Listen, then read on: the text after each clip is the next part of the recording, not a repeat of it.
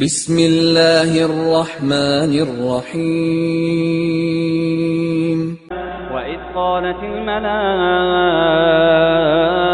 يا مريم إن الله اصطفاك وطهرك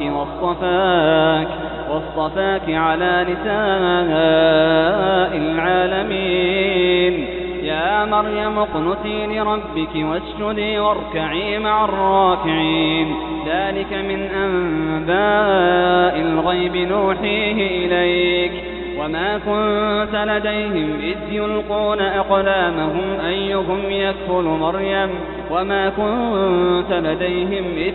يختصمون إذ قالت الملائكة يا مريم إن الله يبشرك بكلمة منه اسمه المسيح عيسى بن مريم وجيها في الدنيا والآخرة ومن المقربين ويكلم الناس في المهد وكهلا ومن الصالحين قالت رب أنى يكون لي ولد ولم يمسسني بشر قال كذلك الله يخلق ما يشاء إذا قضى أمرا فإنما يقول له كن فيكون ويعلمه الكتاب والحكمة والتوراة والإنجيل ورسولا إلى بني إسرائيل أني قد جئتكم بآية من ربكم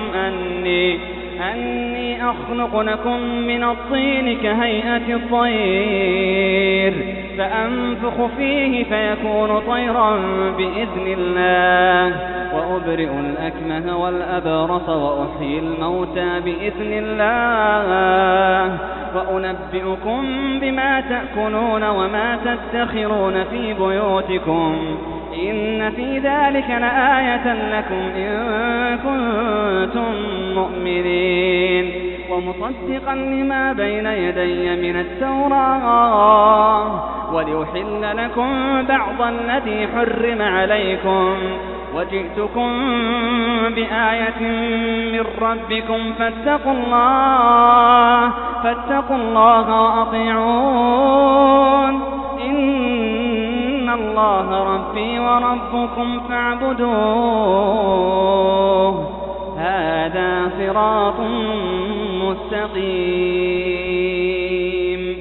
فلما أحس عيسى منهم الكفر قال من أنصاري إلى الله قال الحواريون نحن أنصار الله آمنا بالله واشهد بأننا مسلمون ربنا آمنا بما أنزلت واتبعنا الرسول فاكتبنا مع الشاهدين ومكروا ومكر الله والله خير الماكرين إذ قال الله يا عيسى إني متوفيك ورافعك إلي ومطهرك من الذين كفروا وجاعل الذين اتبعوك فوق الذين كفروا إلى يوم القيامة ثم إلي مرجعكم فأحكم بينكم فيما كنتم فيه تختلفون فأما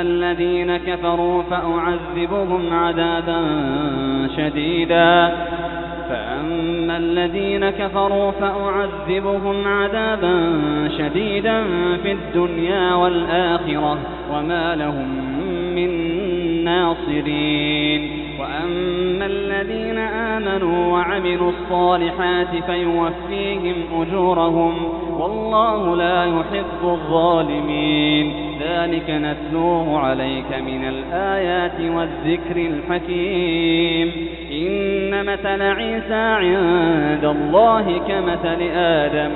خلقه من تراب ثم قال له كن فيكون الحق من ربك فلا تكن من الممترين فمن حاجك فيه من بعد ما جاءك من العلم فقل تعالوا ندع أبناءنا وأبناءكم ونساءنا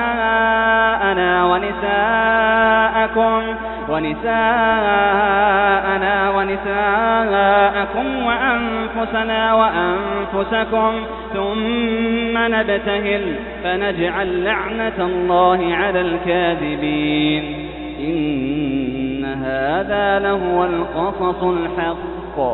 وما من إله إلا الله وإن الله لهو العزيز الحكيم فإن تولوا فإن الله عليم